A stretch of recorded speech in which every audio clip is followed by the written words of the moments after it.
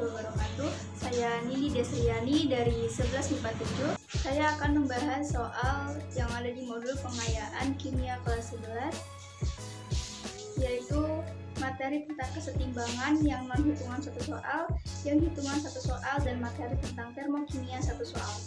Langsung aja kita mulai ke pembahasannya. Oke, untuk pembahasan soal kesetimbangan yang non-hitungan saya ambil dari modul halaman 56 nomor 20. Perhatikan beberapa pernyataan berikut. Yang pertama ada zat cair dalam wadah tertutup akan menguap hingga habis. 2. Proses pengembunan terjadi setelah proses penguapan selesai. 3. Laju penguapan sama dengan laju pengembunan. Dan yang keempat, tidak ada perubahan jumlah air dan uap air yang dapat diamati. Pasangan pernyataan yang benar tentang kesetimbangan fasa zat cair dalam wadah tertutup sesuai pernyataan kimia tersebut adalah nomor.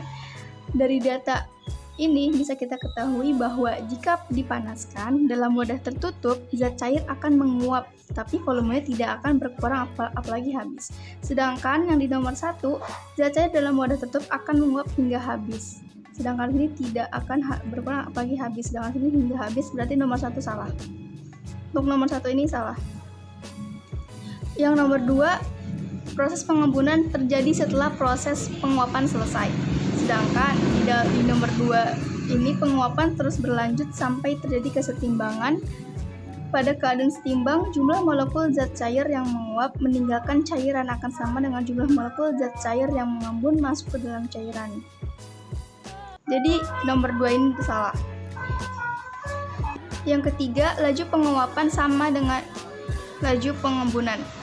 Pada keadaan setimbang, laju reaksi ke ruas kiri sama dengan laju reaksi ke ruas kanan, sehingga laju penguapan sama dengan laju pengembunan. Laju penguapan sama dengan laju pengembunan. Berarti nomor 3 benar.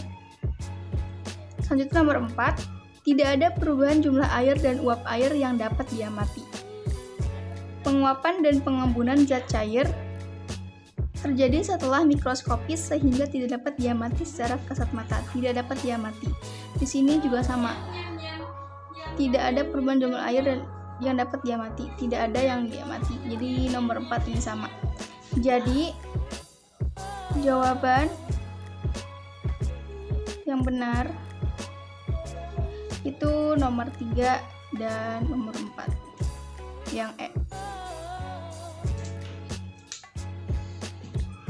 Selanjutnya, soal tentang kesetimbangan yang hitungan. Saya ambil dari modul halaman 61 nomor 21. Sebanyak 1 mol N2O4 dipanaskan dalam suatu ruangan sehingga 50% terurai membentuk NO2 fasa gas. Jika tekanan total campuran gas adalah 6 atm, maka harga Kp reaksi tersebut pada suhu itu adalah, kita tulis dulu reaksinya.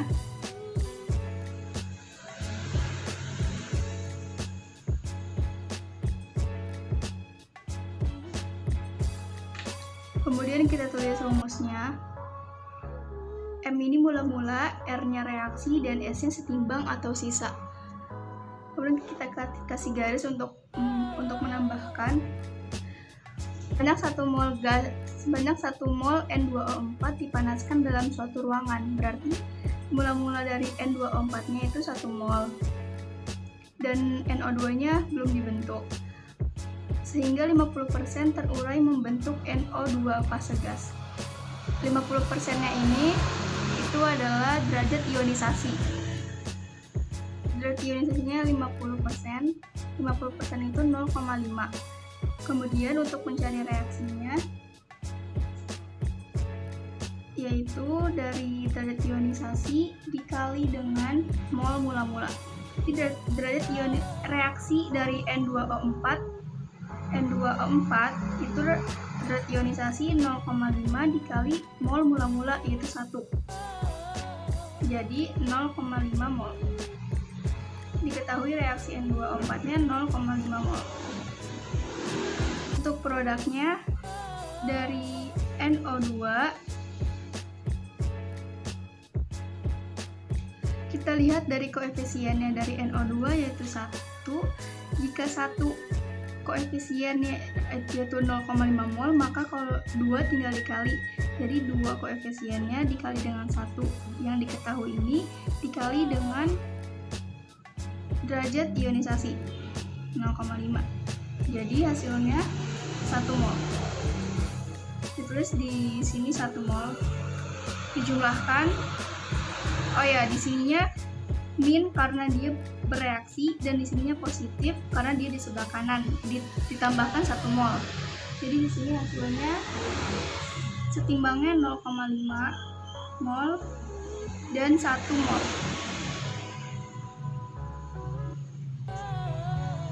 Belum. Maju lagi deh.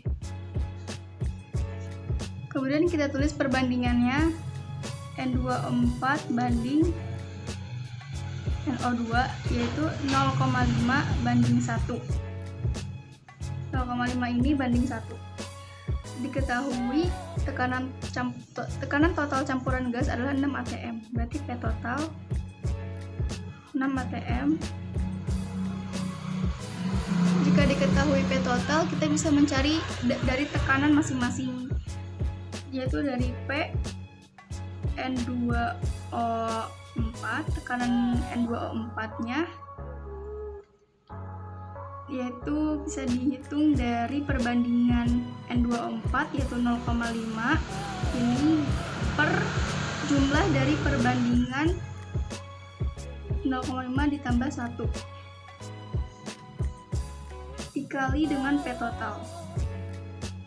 Jadi 0,5 per 0,5 tambah 1 jadi 1,5 dikali P totalnya yaitu 6. Jadi bisa dicoret, hasilnya 4. 0,5 dikali 4 yaitu 2 atm. Untuk tekanan NO2 itu sama rumusnya. Kalau yang tadi N2O4 nya 0,5 berarti NO2 itu 1 per jumlah dari perbandingan ini 0,5 ditambah 1 dikali P total juga, langsung aja kita tulis 6. Jadi 1 per 1,5 dikali 6. Ini bisa kita coret, hasilnya 4. Jadi 1 dikali 4 itu hasilnya 4 atm. Yang ditanya adalah harga Kp nya.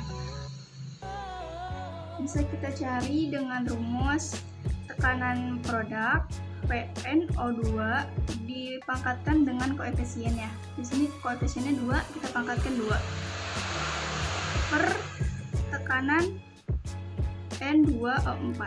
Yang ini karena di sini koefisiennya 1, jadi nggak usah ditulis pangkatnya, langsung aja seperti ini.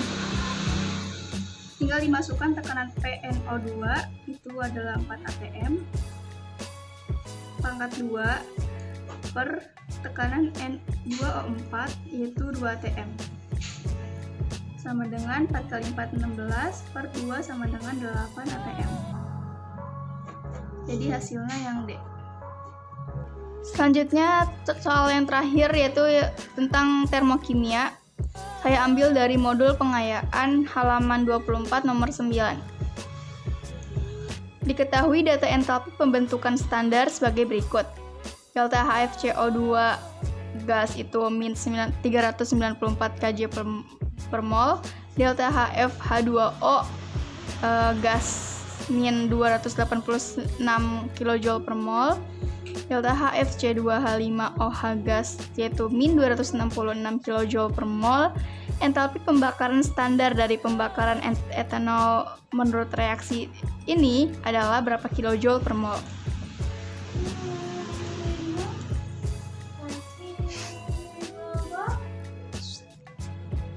Pertama, kita setarakan dulu reaksinya. Karena di soal ini reaksinya sudah setara, kita tinggal salin aja reaksinya.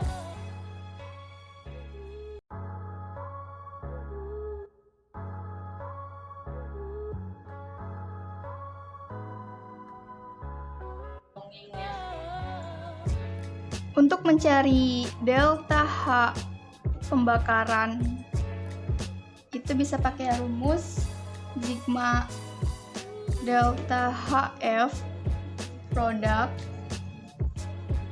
dikurangin sigma delta HF reaksi.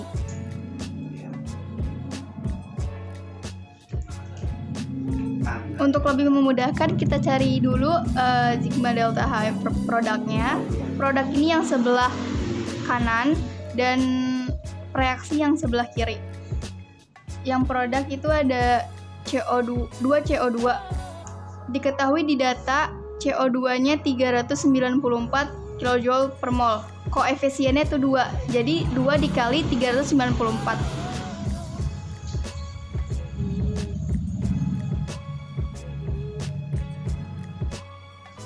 Yaitu hasilnya min 788. Untuk kedua 3H2O, diketahui H2O di sini min 286 dikali dengan koefisiennya itu 3. Jadi 3 dikali min 286 itu hasilnya min 858. Dijumlahkan hasilnya min 1646. Kemudian yang pereaksinya yang di sebelah kiri ada C2H5OH gas. Diketahui di data C2H5OH gas yaitu min 266. Karena di sini koefisiennya nggak ada, jadi nggak usah dikalikan, tinggal langsung aja salin min 266-nya. Kemudian ada 3O2. Kita ingat lagi bahwa delta HF dari unsur yang berdiri sendiri itu sama dengan 0. Jadi 3O2 ini 0 dijumlahkan dengan yang C2H5OH tadi, hasilnya min 266. Di sini produk dikurangin reaktan, tinggal disalin aja ke rumusnya.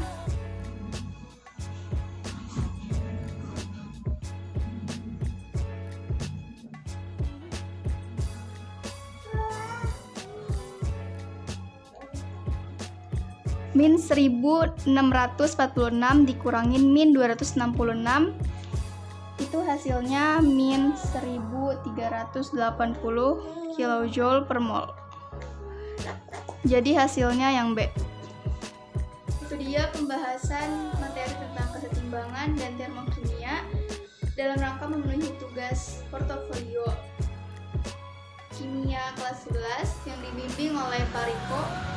Semoga bisa menambah wawasan dan bermanfaat untuk teman-teman semua. Sampai jumpa.